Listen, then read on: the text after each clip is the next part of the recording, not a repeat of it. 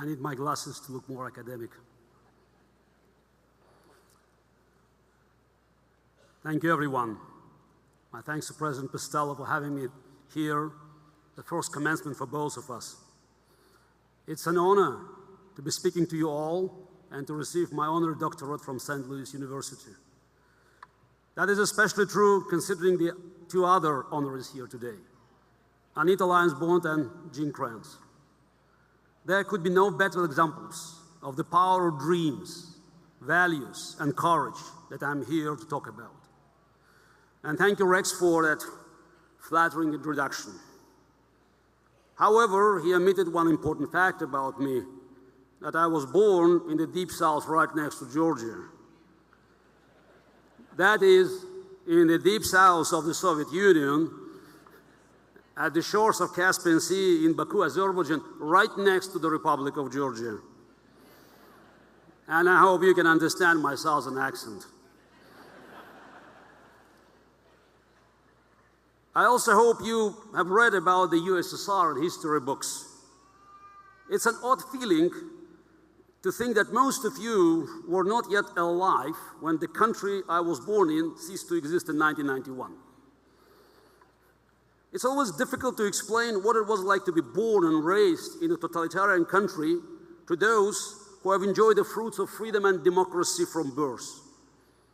To make a modern metaphor, I would say it was like being the only kid on the block whose family doesn't have internet or television, and your parents keep telling you how lucky you are not to have those things. I've been visiting St. Louis frequently in recent years as the city has become the world capital of chess, leading the way in education and at the competitive level. This is actually restoring an old tradition. You might not know that St. Louis hosted the first official World Chess Championship back in 1886. It's a great pleasure to be here for today's special occasion and finally find out what a billiken is.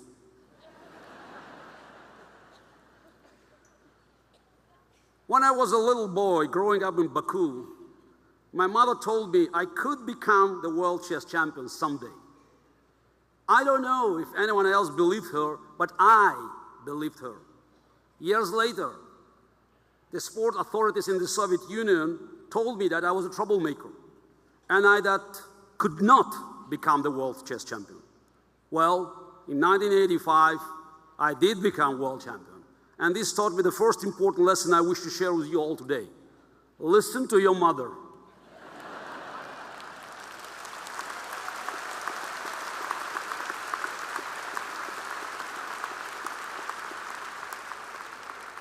Six years after that, the Soviet Union and all of its sport authorities ceased to exist, while my mother is still going strong. And she's still telling me what I'm capable of and to eat my vegetables. Everyone will tell you to believe in yourself, and this, of course, is true. Only you can decide your course, and only you can make it happen. But you must also listen to those who believe in you and to take strength from their love and from their support. Often they remind us to aim high, higher than you might aim on your own, especially when you are young. I'm quite sure that if you all accomplish what your mothers believe you can accomplish, that this will be the most successful graduating class in the history of the world.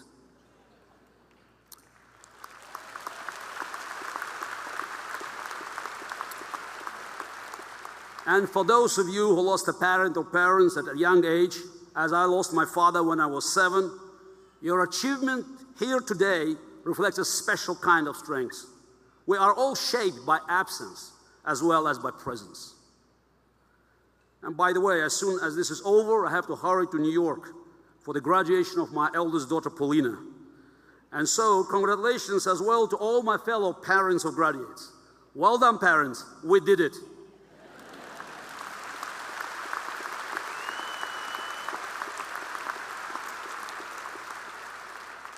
When I won the World Championship in 1985, I was 22 years old.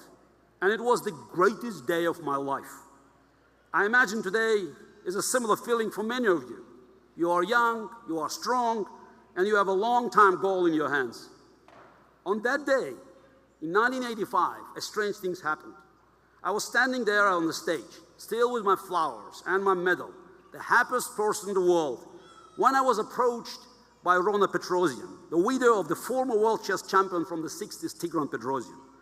I was expecting another warm congratulation, but she had something else in mind. "Young man," she said, "I feel sorry for you." What?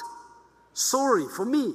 Sorry for me? I'm the youngest world champion in history at the top of the world. "I feel sorry for you," she continued, "because the happiest day of your life is over." Wow, I couldn't believe it. What a thing to say. But as I got over my shock, I began to wonder, what if she's right? And while I did not think much more about it on that celebratory day, I slowly came to realize that Rona Petrosian had given me a new goal in my life, to prove her wrong.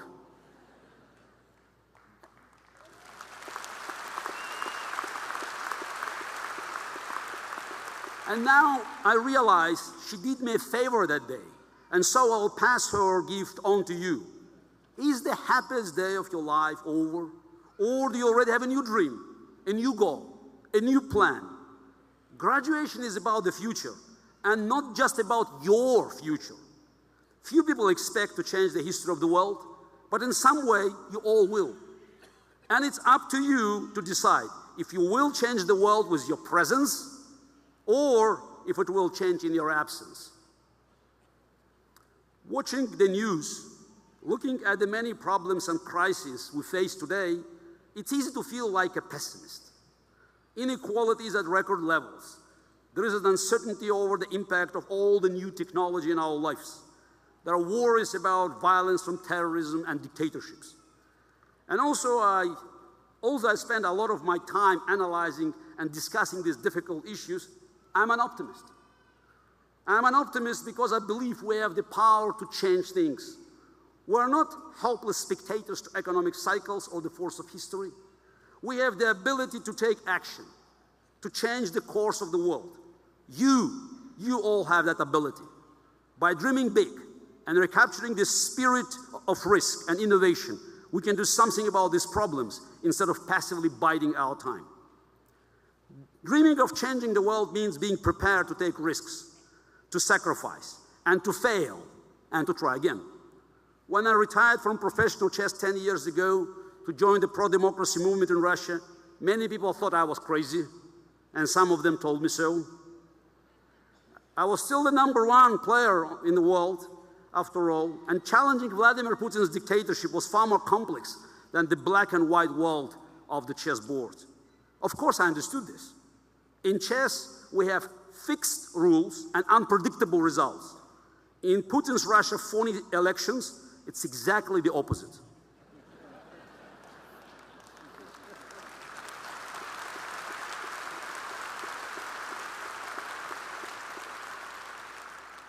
I made this bold move because I realized that my own dream was not just about chess, but had always been about making a difference. I had accomplished everything I could in the world of professional chess, from world championship matches to battling against supercomputers. I hoped I could still make a difference in Russia and in human rights. I wanted to learn and contribute in other areas that fascinated me, like education and human plus machine intelligence and decision-making. I was 42 at the time, which tells you that it's never too late to dream. You often hear in chess and in other sports that this player is more talented, but that player works harder. This is a fallacy. Hard work is a talent. The ability to keep trying when others quit is a talent. And hard work is never wasted, no matter what career you end up in, or even if you have a dozen different careers. The hard work represented here today will never be wasted. You being here shows that you have the talent, and it will serve you well, no matter how you decide to make a difference in this world. Human beings cannot upgrade our hardware. That is our DNA. But with hard work, we can definitely upgrade our mental software. But what is intelligence, education, and effort without the guiding hand of morality? 483 years ago today, on May the 16th, 1532, Thomas More resigned his position as Chancellor to the King of England, Henry VIII. 3 years later, More's downfall was completed with his execution when More said that he died as the King's good servant, but God's first. Thomas More was a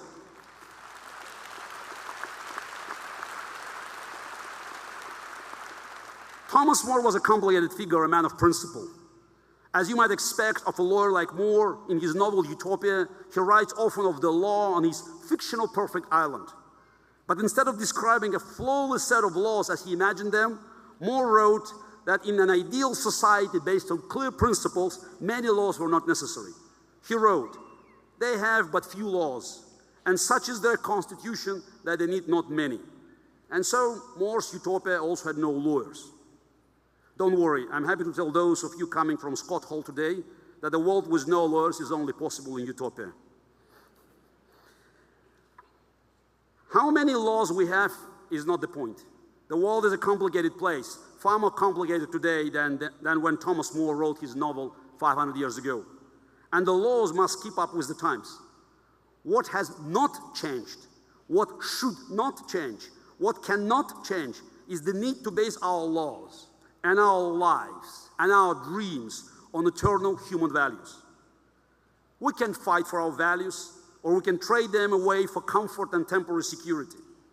This is a challenge for all of us in today's globally connected world. Every day we make choices, large or small, individuals, companies, entire nations. Are these choices guided by the values we treasure? Are we loyal to the principles of individual freedom, of faith, of excellence, of compassion, of the value of human life? Or do we trade them away, bit by bit, for material goods, for a quiet life, and to pass the problems of today on to the next generation? These moral values are also the values of innovation and the free market, by the way. It is no coincidence that these founding American values created the greatest democracy in the world and also the greatest economy in the world. In the Sermon on the Mount, Jesus urged his believers to be a city on a hill, a shining example to the world, a phrase used to describe America by John F. Kennedy and Ronald Reagan. I saw that America from the other side of the Iron Curtain, and I can tell you that it mattered. And it matters still.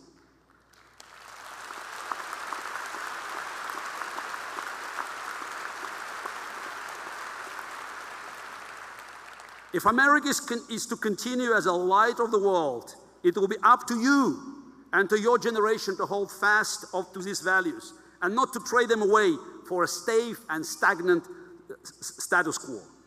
Risk is not only for entrepreneurs, risk is for anyone who will fight for these values in their lives and in the world every day. On my 6th birthday, I woke up to find an enormous globe next to my bed. It was the best present I ever received. I had to rub my eyes to make sure it was real. My favorite childhood stories were the ones my father read to me about the voyages of Marco Polo, Columbus, and Magellan. Our favorite game was to trace the journeys of these great explorers across the globe.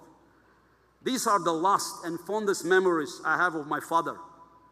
And this love of exploration was his greatest gift to me. We have heard time and again that the frontiers have all been explored.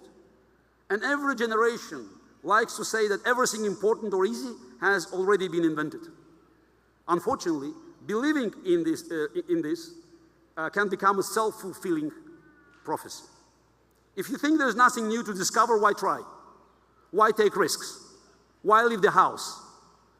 St. Louis was the beginning of the unknown, the gateway to the frontier. Imagine if the pioneers had stopped at the Mississippi, the way America hasn't sent a man back to the moon since Eugene Cernan in 1972. We cannot turn back. We cannot stop. We must not settle for good enough. Life is more complicated today, yes, but our tools are infinitely more powerful. It's easier today to reach Mars than it was to cross the oceans in the time of Thomas More. At least we know where we're going and how far away it is. Columbus and Magellan had no maps, while everyone here has a GPS. Can you imagine Columbus trying to get a venture capital today? You want to go where?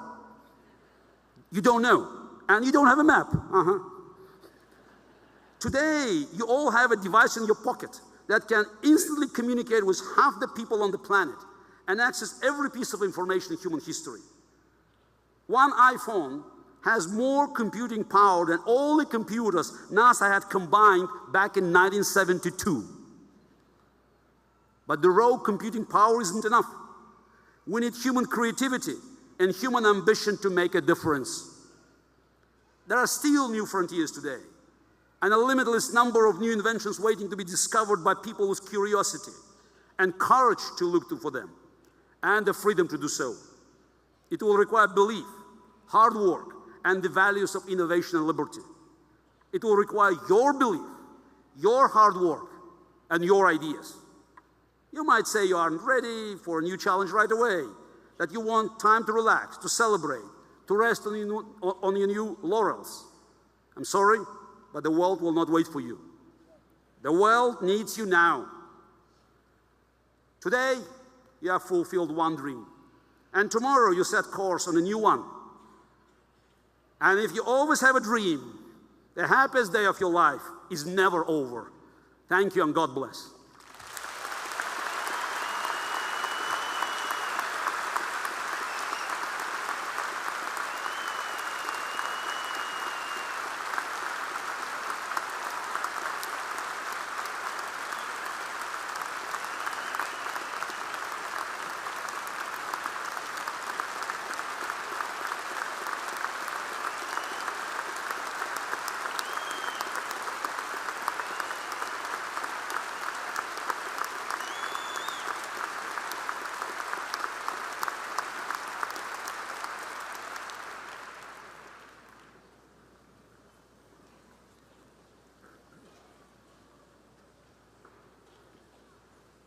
Thank you very much, Mr. Kasparov.